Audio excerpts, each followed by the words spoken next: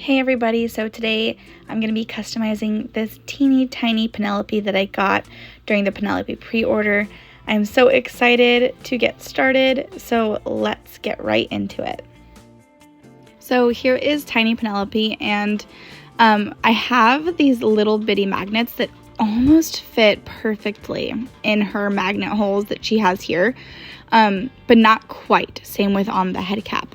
So what I'm going to do is I'm going to take my Dremel and make the holes just a little bit bigger, and I'm hoping that I can do it without breaking through the walls here, at least the outer walls. The inner walls aren't as big of a deal. And then I'm also going to try to flatten this bump that's right here. It's kind of stopping it from hitting perfectly. I'm not sure if this bump is intentional for the smaller one, just because these are meant to be put on with putty, not with magnets, but since I'm going to use magnets, I want to just flatten that out, that way that it sits better on the head.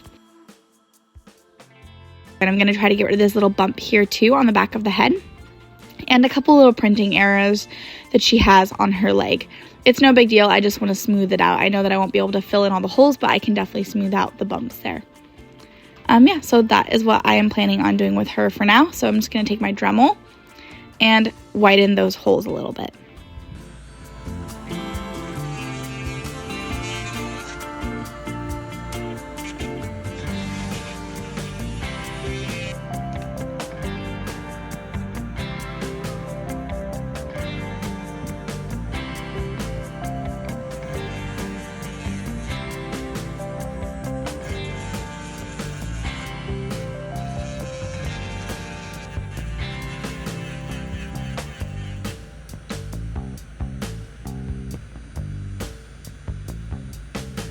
Much better. So obviously I couldn't fill in the divot right there, but I was able to smooth it out so it's nice and smooth to the touch. And then I was also able to smooth out her head so that it fits. I think she looks really good now. The little skin divots don't bother me. I mean, everybody has imperfections in their skin, so I just think it adds some charm to her. I'm gonna just take this Q-tip and just clean out a lot of the resin dust. I like having the magnets just because, like, why not, you know? So in order to glue the magnets in, I'm actually just using a little bit of resin. I just put a little dollop of the UV resin in the magnet hole with a needle. And this is a needle that I use for it often, so it already has some cured resin on the end of it. And then I'm going to drop the magnet in with my hand. I should have been wearing gloves. I didn't get anything on me. I was careful, I promise. And then I just smooth it out with a Q-tip. And once it's securely in there, I'm using my UV torch to cure it. And then I just repeated this process with the head, and I was careful to make sure the magnets were going in the right direction. So you can see the magnets through the top of her head right here, but she's gonna have a wig cap, so I don't see it as an issue. Yeah, so it works out. The magnets are very strong. Yeah, I'm really happy with how it worked out. So the next thing I'm going to work on is actually going to be her clothes. With something so small, it's really easy for the clothing to get bulky, and I wanted to just get it done and over with because I know that it's going to be the most frustrating part of this process. Even if you glue the fabric together instead of sewing it together, it still ends up pretty bulky. And so I'm thinking that the best possible way in order to make her top at least not feel super bulky will actually be to crochet it. And so you might think tiny crochet, that's not going to take very long. It's the same amount of stitches because I'm using sewing thread and a crochet hook that's like the size of a needle. Let me show you. This is a granny square that I made, and it is going to look rather large on, oh wait, that could be a cute top. Oh wait, that's cute. So this is the hook that I used to crochet. It's really hard to film it on camera because it's so small, but you can see my nail kind of resisting it there, so there is a hook on the end of that. Here's my thought process. For the bigger Penelope, I haven't done her yet, but I am going for like 70s inspired boho, like foresty look, okay? So I thought I should do the same for her and use maybe these colors. Very like earthy, very nice, like screams forest, right? But I'm like leaning towards these. These are the colors that I tried on her. They're very pastel. And I have a lot of pastel dolls, which is why I kind of wanted to go, because back when like a few years ago, I used to be really into like the earth tones and the natural looking dolls. So that's what I've been, like I envisioned for Penelope since I very first saw her. But I'm thinking, there's my nephew. But I'm thinking, since I have the bigger one to do that with, I could go pastel for the little one. I think I'm gonna go pastel, just like have like two different looks, you know? I'm not gonna show you guys me crocheting it just because it's really tiny and very tedious. Like you won't be able to see anything I'm doing anyway. But if you look up any tutorial of a granny square, I'm just doing a basic granny square for this.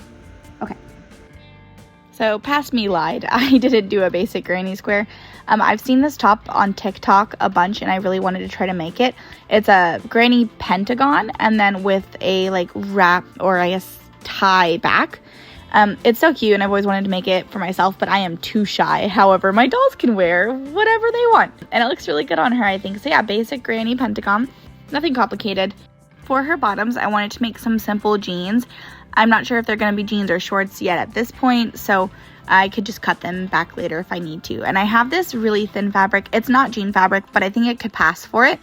It's just a basic woven cotton, and I'm going to cut it the length of her leg.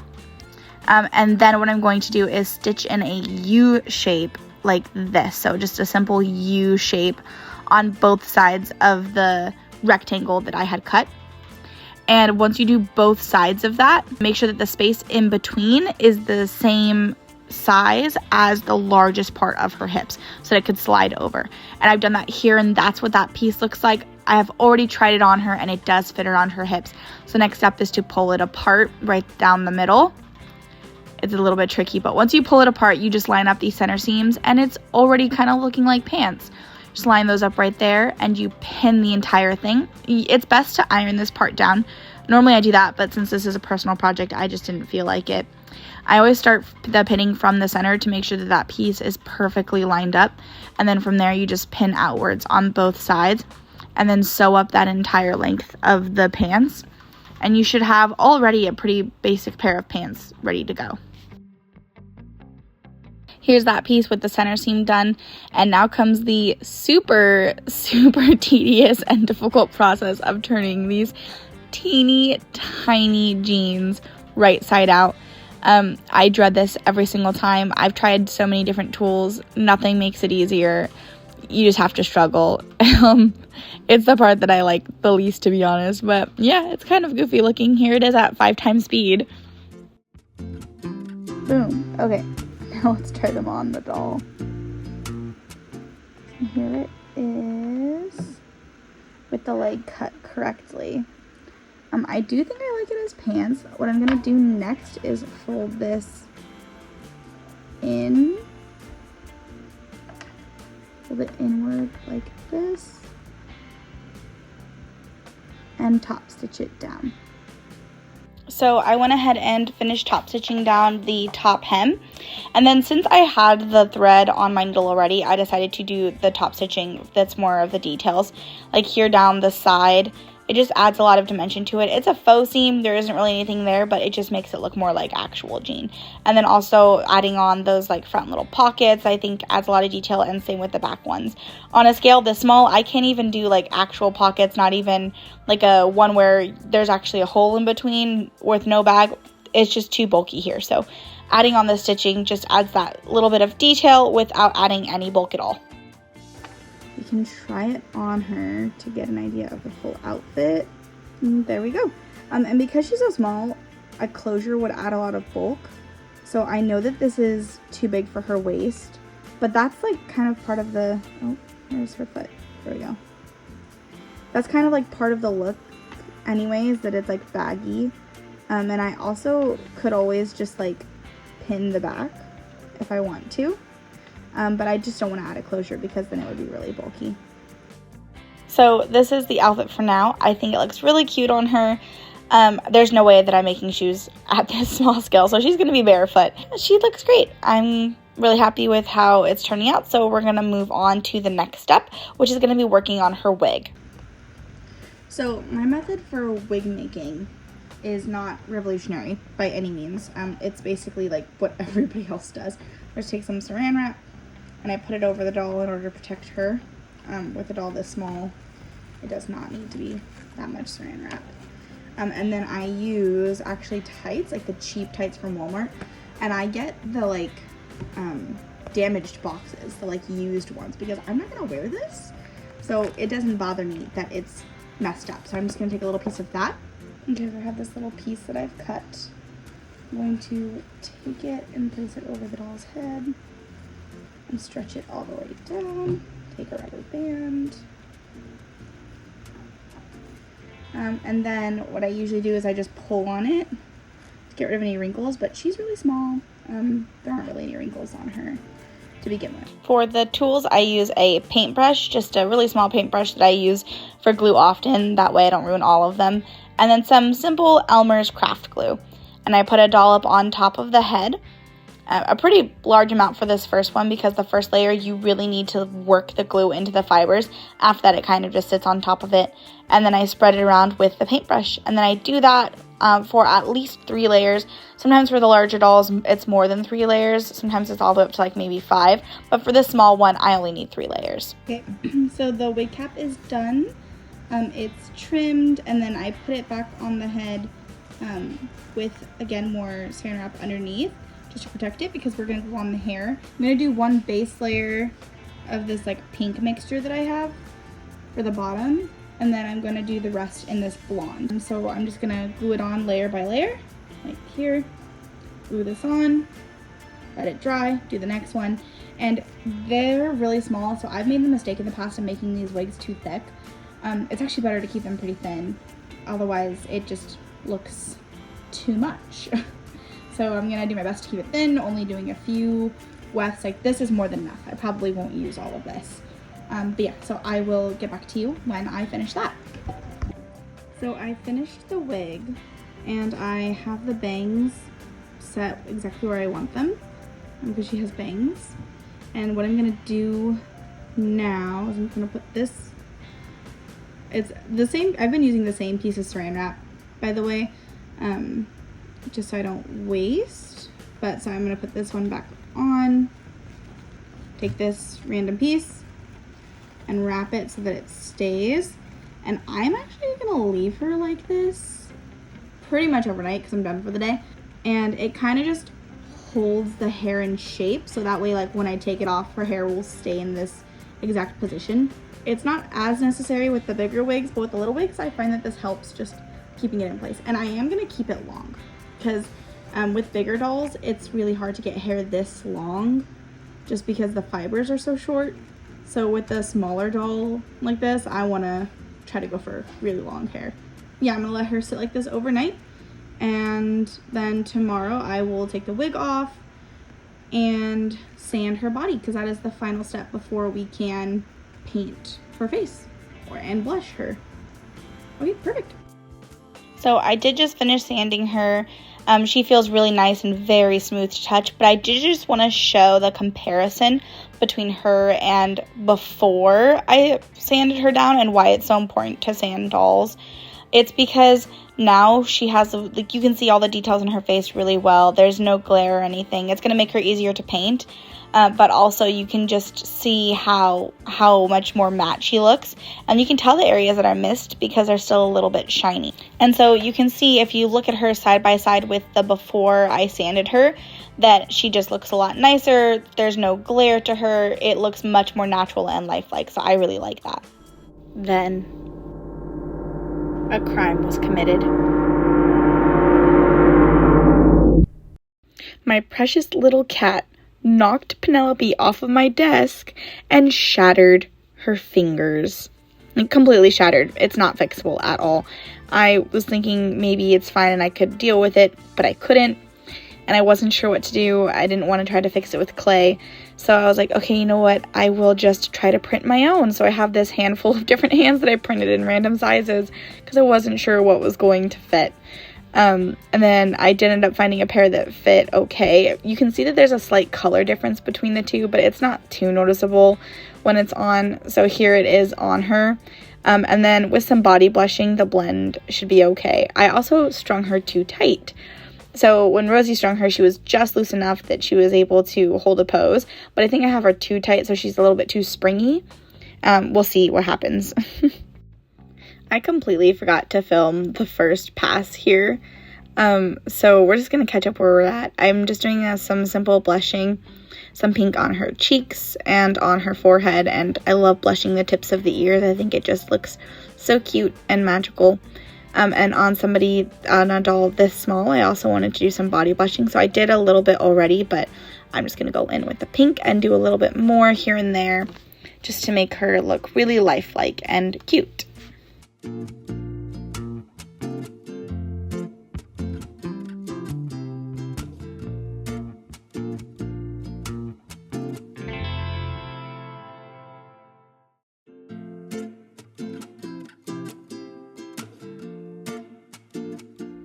Since her skin tone was really light, I had to mix a custom color for her shading.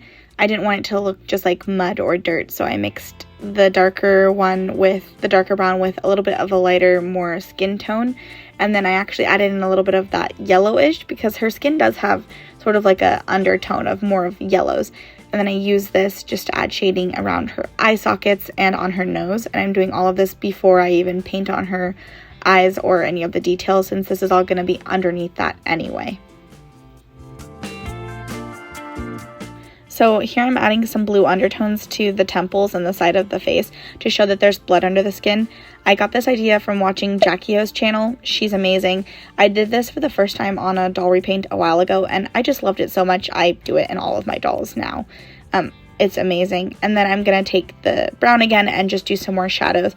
I go back and forth between shadows and blushing and highlights until I'm happy with this layer. This is actually the second layer already. I just didn't show any of the spraying. And then once I'm happy with this layer, I'll get into more of the detail work.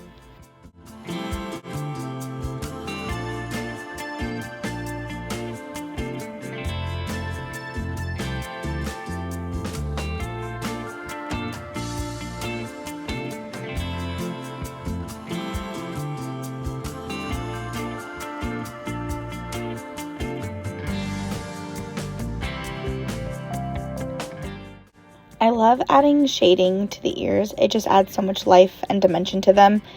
Since it is so small, it doesn't create those natural shadows that we have on people. So I think it's beautiful and it adds a lot of detail to it. So after that spray, I'm going in with the pencils now. On a face this small, I don't use paint at all. I just like to use my watercolor pencils. And I'm starting with the whites of the eyes. I know that this is going to take a lot of layers to build up an actual clear white eye. So I'm going to do that one first, give it a spray actually right after that one, and then do it again and get started on the rest of the face. I'm adding some creases and details to the lips. All of these tiny little things, like you can't really see them on their own, but they add up together to just make the face look gorgeous and very detailed.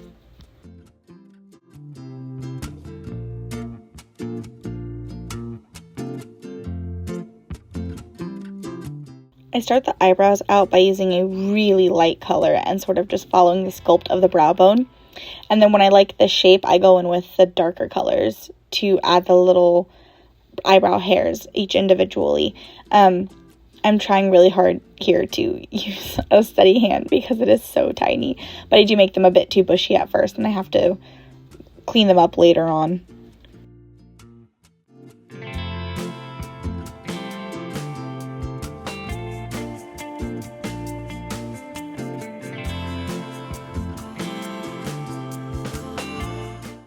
I'm going over those blue areas with a really light pencil to add the veins under the skin.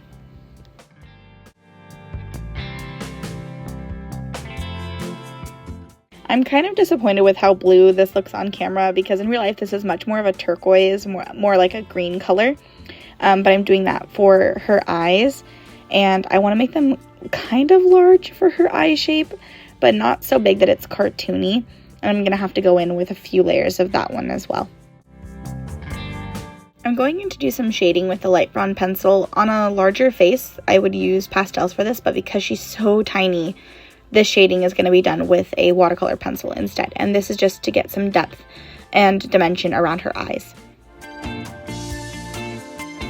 I'm going in with some pink for the waterline and the tear duct.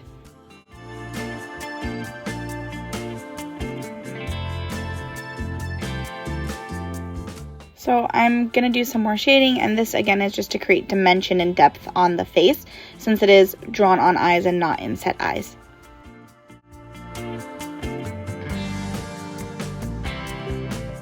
And I couldn't help myself, I had to give her freckles. They're just too cute. Sorry for the blurry video here, but I do use pink for the highlights on the lip. The pink is a perfect highlight. Now I'm just adding more details to the ears.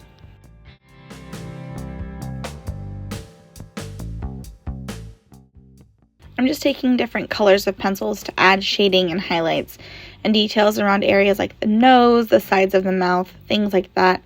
On a larger doll, again, these shadows are kind of a little bit more natural, but because she is so small, her face doesn't really cast that big of a shadow. So in order for this gorgeous, beautiful sculpting that Rosie did to show off, I'm adding all of those artificial shadows in just on the areas where they would be naturally.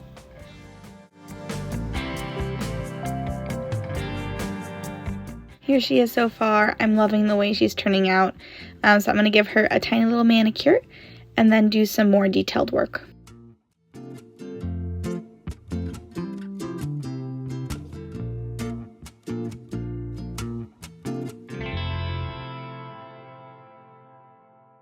I love adding Pearl-X powder to the tips of ears and to the cheekbones along where the freckles are. I think it just looks so cute and magical. And I'm also adding some to the collarbone here. She just looks so cute. I had to do it. Adding in the pupils is so nerve-wracking because it's this tiny little dot, and if it gets messed up, I pretty much have to redo the entire eye. Luckily, it went well this time. And now I'm just going to brighten up the whites of the eyes one more time, just because after all the sprays and everything, it sort of dulled out a little bit, and this will just make it look a little bit more brighter. So now I'm just going to go through on this last layer here and do a ton of teeny tiny details. It's, again, one of those things that's kind of hard to see, but it really adds to the overall face, and it just looks really great in the end. So here's the final look. I'm going to gloss her off camera, and let's get her dressed.